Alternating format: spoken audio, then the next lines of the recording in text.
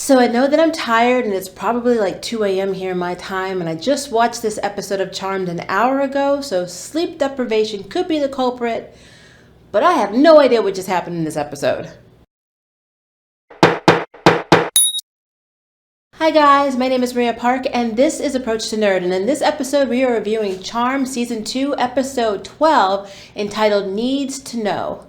And I'm not really sure why that's a title that they picked, because it seems like a lot of them didn't need to know anything in this episode. I'm being real here, guys. I'm just really frustrated with this episode as a whole. Yes, some kind of cool things happen, but for the most part, not really, and I'm going to explain what I mean. So I won't go verbatim, I won't go scene by scene by scene, because we all know that takes a long time, but I'm just going to talk about the stuff that's very weird to me, okay? I'm going to start with Mel. Mel didn't really set me off or irritate me in any way. It's just that her role has just been so weird this season. She's been potion girl. She's been girl who can't function without powers. She's been empowering girl. She's had so many hats this season that I'm starting to have my head kind of spin around. We go from not wanting to be in a relationship because you're going to hurt someone or endanger yourself to, oh, relationships are really just a burden when you're trying to get your powers back and be like the top witch, to now, well, Helen didn't get to be with who she wanted to be with, so hey, let's live life to the fullest. And I know that we all live these lessons, but she should have lived all of these lessons when her mother died too early, and all of the stuff they went through in season 1 should have taught her that life is precious, even with Nico almost dying. So it's just really weird to me how Mel came to this epiphany, at the end of the show that, yeah, it's okay to date now. Was it because she got asked out and nobody was hitting on her? I don't know. It was just really weird. So, and that was my issue with this episode. This is not my favorite episode. So many things just kind of got rushed, and so many things just kind of don't connect with what we already know and what we think is happening. So Macy, of course, is like one of the biggest things in this episode for me that are confusing. So they were trying to basically do their reconnection, reestablish the Power of 3 spell, and Mel and Maggie were able to summon their powers. But when their powers reached out to Macy, there's nothing because her witch powers are blocked. So she makes the executive decision to go to Abigail to have her help her strip her powers. Now, Macy is one of the most intelligent people in this universe, but she doesn't follow intellect or logic, because the choices that she always continuously makes lack in a lot of common sense. Going to Abigail for anything is stupid, because the woman has proven time and time and time again she cannot be trusted and she has an agenda. So the fact that Macy trusted her to remove her demon powers, that's insane to me, because she was so willing to do it, and Macy gave her an alibi for the reason that she was so willing and gung-ho to do it. Oh, you're doing this for Harry. You're doing this to impress Harry. So of course, Abigail's like, oh yeah, I'm just gonna pick up on that idea. Yeah, it's for Harry. I'm not saying that Abigail doesn't have real feelings for Harry, but she wanted Macy's power because she's got an end game, and her end game is very nefarious. And I guess it includes having as many demonic powers as she could possibly have. And so getting Macy's fire ability, apparently this is a power that's very rare in the demon world. So that for Abigail, is a win. That is the win that she gets. She gets to take the power from Macy, leaving Macy powerless. And Macy was not smart enough to get that, especially after last week when Abigail turned the machine off. When she asked her, don't turn the machine off. It might kill Harry. I'm trusting you. And first thing she does is turn the machine off. Or actually, I think Macy said something along the lines of, please wait for the results on the machine. No, Abigail took it a step further and turned off the machine. It's stupid. It's just stupid. It's like sometimes I feel like the writers want us to suspend our disbelief a little too much, because I don't buy this with Macy. Macy has a PhD. She's fairly intelligent. She does everything in the scope of research and science, but yet she makes stupid choices. I don't understand. Just saying.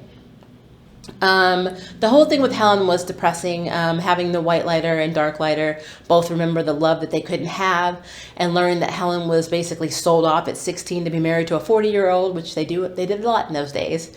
It was depressing. Her never feeling free, even as a white lighter, which I guess you're working with elders, and elders were pretty much buttheads in this universe. Her whole life was sad. So the fact that she got to go out in death the way she wanted to me, that was very poetic. It was very beautiful. Yes, extremely sad, but very beautiful. And she finally got a say in something. So I did like that. I have so many questions. So then let's talk about Parker. So Parker's alive. And Parker sees Macy. So Macy now knows that Parker's alive. And Abigail's keeping him in a cage in the basement, basically. And how cool was that elevator, though? Was it subterranean elevator? They like shoots down the hell, basically. That was crazy. But and then how did Macy get out of there without Abigail? Unless they actually went up to her penthouse to take the powers. I don't know. I'm just thinking out loud. But anyway, so Parker. So Parker is in the cage.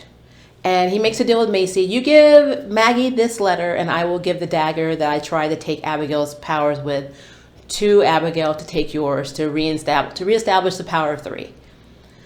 Macy has the letter and does not give it to Maggie. Now, to be fair, Maggie at that moment, due to creative writing and plot device, decides to say, "Oh, I'm finally ready to move on. I like Jordan, which is great, and I'm just gonna move on with my life after the whole scenario with Helen."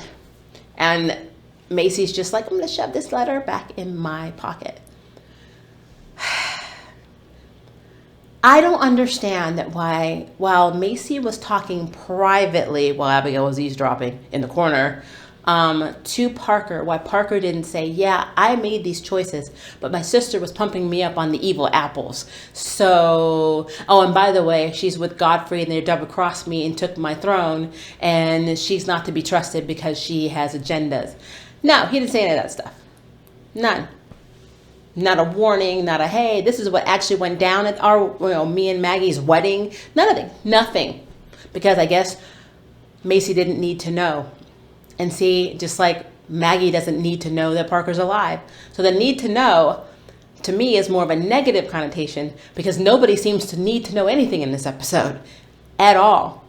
The whole thing with Macy not being able to use the black amber to get her powers back, which of course she can't, because that's not the reason her powers are blocked. She is. She just gave her demon powers away for no reason. That entire thing with Harry, where he comes and says, "Oh, it's not too late." And she says, "Oh, really?" And she starts making out with him in her mind, but it didn't actually happen, was also crazy because she was just saying she's moving on with Julian, and she's still dreaming about kissing Harry. But I guess he doesn't need to know that because she didn't open her mouth and tell her that she was standing there daydreaming about kissing him. This such a frustrating episode. Yes, we see that if a white lighter stabs herself, that her dark counterpart will then merge back into her body and then she dies. But we don't want that for Harry. We don't want him to have to kill himself to be merged again. There has to be another solution, but we don't know what it is because dark lighter, Helen freaked out when Macy mentioned the Book of Elders and with the elder part and tried to kill Macy. So, of course, Helen stabbed herself to stop her doppelganger. So we have no idea. This would have been the perfect opportunity to see, hey, does this work? We don't know now because we know death works, but that's all we got. So, yeah, that was a little frustrating. We don't know who let Helen out of jail. We know that there was an orderly or someone else with a tattoo that was killed at the hospital that the white lighter Helen and dark lighter Helen were at, but somebody let her out, let dark lighter Helen out. And it wasn't Helen, white lighter Helen. So, that is what it is.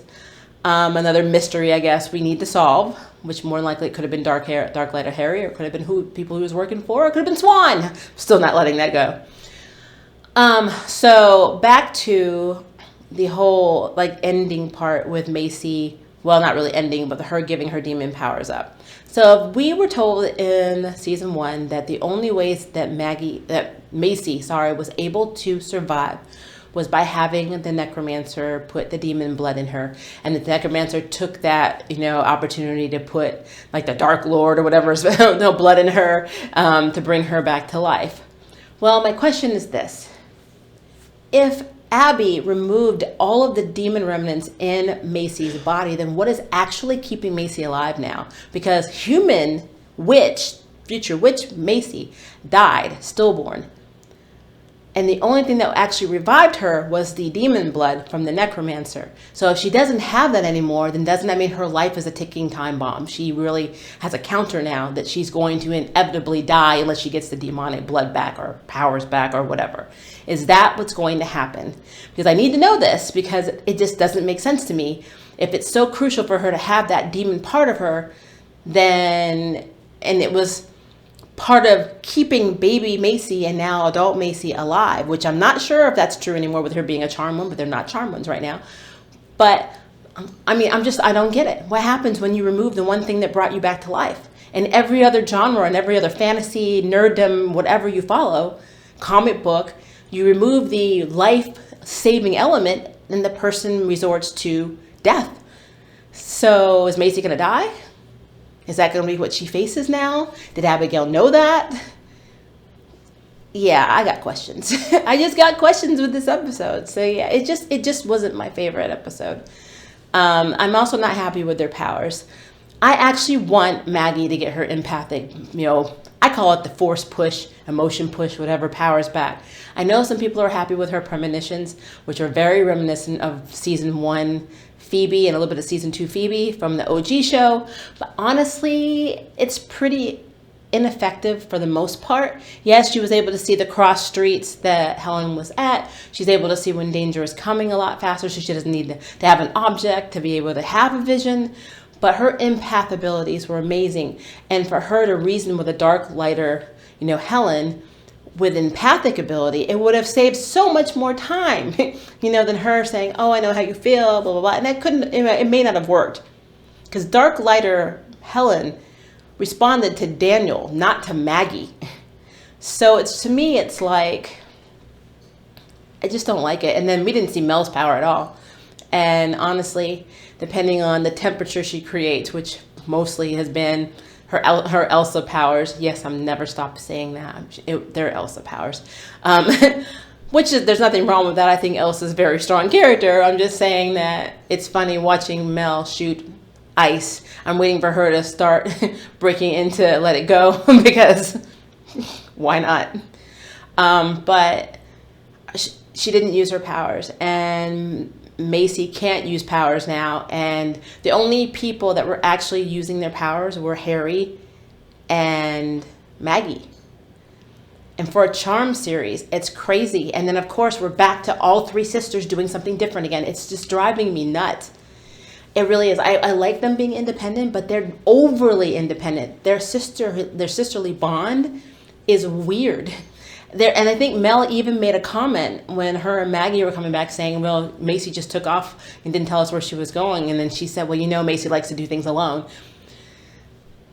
I mean, and to be fair, when Paige was introduced in the OG series as the half-sister, she didn't feel like she fit in, and she was used to being an only child too. So I do kind of get that. But Macy is the oldest.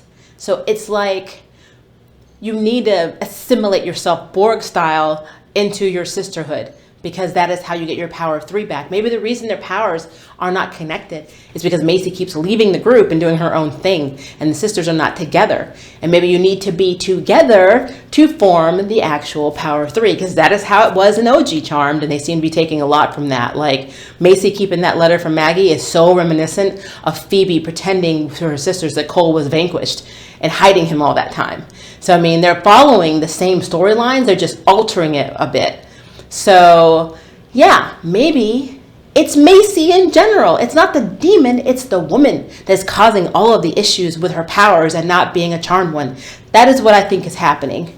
But yeah, they just need to get this together. I am usually very positive about my reviews, but this one just really irritated me for some reason. It was like, really? Why are you making unintelligent choices, Macy? And why are your sisters not involved in your choices until after the fact? Why are you not discussing what should be done with your sisters, who are also charmlings and counterparts, and your family who care about you? It's just stupid. So yeah, that's just what I wanted to say. It's like, I don't hate this episode, but if I'm going to rank it, it is not my favorite. And I'm hoping that next week when they break the command center in the preview, that it's a lot better, but we'll see. But that is my opinion. I really want to know what you guys think, so please leave me a comment below and let me know. And if you would like to sign up for jury duty, hit the subscribe button. If you'd like to know who's next on the nerd bell, hit the notification bell. Until next time, I can't wait for you to approach the nerd. Bye, guys. Thank you for watching my video. I really appreciate it, but hey, the party doesn't have to stop now. Click on one of these videos and keep it going.